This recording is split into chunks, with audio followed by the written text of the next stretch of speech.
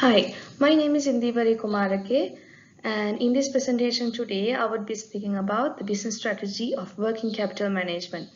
So in the following sections, I'll be speaking about the definition of working capital management, the importance and the objectives of it, and the advantages and the disadvantages, the internal and the external influential factors for working capital management, then what forms out the working capital formula, and finally ending up with certain contemporary issues which are related to the COVID-19 situation. So working capital management is a broad function, and it is a business strategy which is designed to ensure a firm operates efficiently by monitoring and using its assets and liabilities to the best effect. So the effective execution of working capital management demands the coordination and management of several tasks. And this includes the maintenance of accurate, up-to-date information of transactions and all bank balances, effective management of short-term investments, granting credit to clients and collecting those, and managing and controlling inventories, as well as managing payables and reliable cash forecasting. So one of the main functions of working capital management is to ensure that the business consists of sufficient resources for efficient functioning. So the working capital management consists of liquidity management, accounts receivable management, inventory management, accounts payable management, and the short-term debt management. So the current slide speaks about the working capital formula. It also consists of an example of how to find the working capital. The working capital is found when you deduct the current liabilities of a firm from its current assets. And the working capital formula supports in performing financial modeling, financial analysis, and also cash flow management. The formula explains the short-term liquidity assets which are remaining once the short-term liabilities of a firm has been settled. Now let's look at the goals and objectives of working capital management. One of these is smooth operations. This refers to the continual operations which does not stop due to a lack of liquidity of a company. Then we have lowest working capital. In order to maintain a smooth operating cycle, it is important to keep the need for working capital at a minimum. The next objective is to minimize the interest or the cost of capital. So the interest cost of capital is a crucial costing which affects any firm. So negotiations are important with financial institutions to maintain the optimal capital structures. Finally, we have the objective of returning from current asset investments.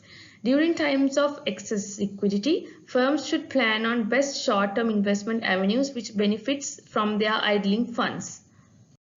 So now let's look at the influential factors of working capital management.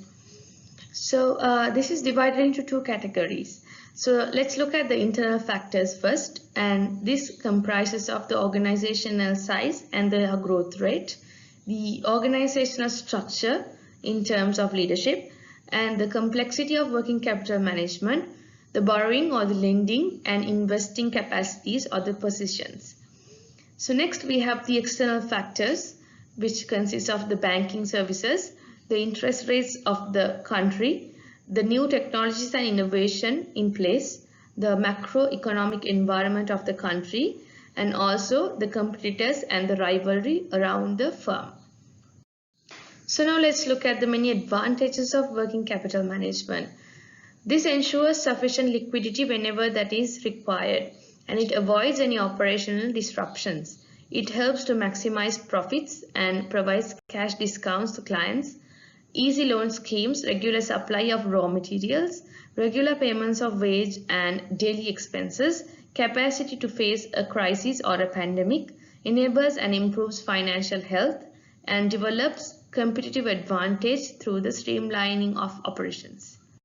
So however much there are advantages, it is also important that we discuss about the disadvantages of working capital management as well. One of these is the issues with the interpretation. Most of the working capital management consists of ratio analysis, and these ratios are numerical values. Therefore, it enables a user to interpret a result in terms of a numeric value. Then working capital management is influenced only by the monetary factors, and it ignores the crucial non-functional factors such as customer satisfaction, employee retention, government regulations and policies in place.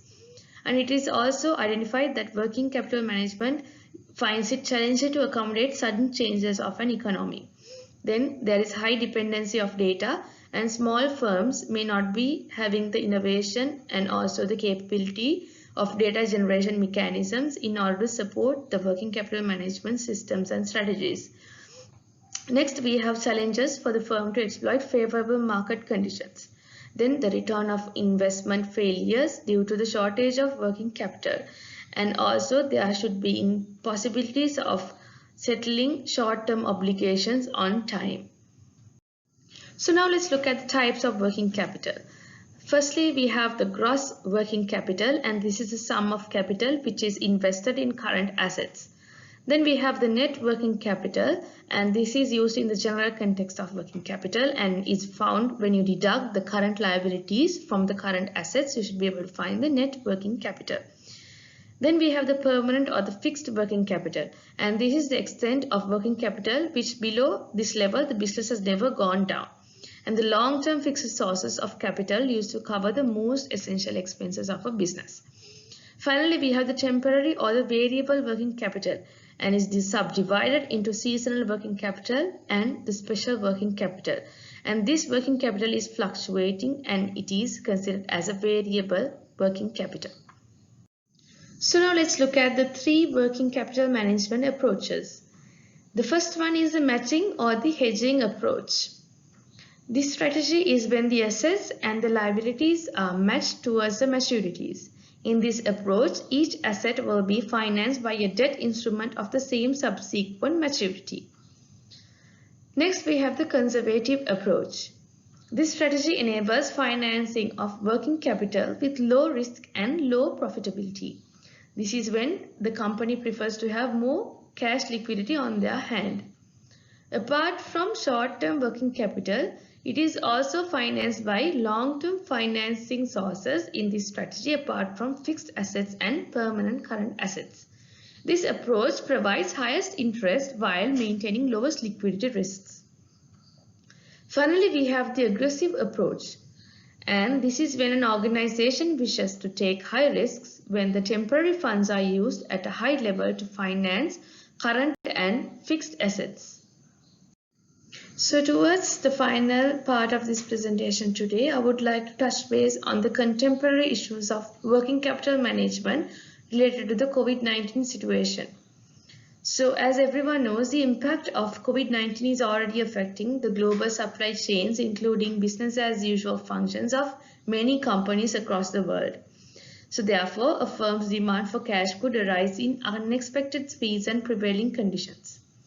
So the working capital management is a powerful tool to prepare for and manage known and unknown future risks and events. So in this final piece of the presentation, I would like to speak about managing working capital during the COVID-19 prevailing situation. So EY as well as other auditing firms and analytics teams have identified few key steps which could be established to control and minimize the negative effects due to the COVID-19 while we plan for the next and beyond business transition accepting the new normal. So in terms of existing or the current or the immediate actions, EY suggests that we should support critical decisions with data transparency and modeling, and we should also build a rolling daily cash flow forecast for temporary liquidity needs. Then we should also think about customer segmenting to identify early payment incentives as well as credit risks associated with each customer. And then we should actively start setting up commercial arrangements to accelerate cash flow. Then in terms of next available approaches or the plans, we should think about utilizing benchmark tools to assess standards of working capital KPIs. Then we could think about setting up differentiated vendor term strategies based on risk categories. Then we could plan on restocking the liquidity inventory units to meet the new normal demands of different clients. Then we should also consider enhancements or the alternatives to supply chain to withstand against similar crises happening or prevailing situations in the future. Then in terms of future action plans, EY suggests that we should implement long-term metrics to support the post-COVID-19 planning and actions. Then we should also improve on a 12-month cash flow forecasting tool. And then we could establish a post-COVID-19 production strategy, setting up automated rebalancing systems. And finally, we could be considering an e-payment strategies and supply chain finance solutions in the long run. So these are some of the suggestions from the EY team that we could be utilizing or thinking of in order to control and to minimize the many negative effects of the prevailing situation of COVID-19. Thank you.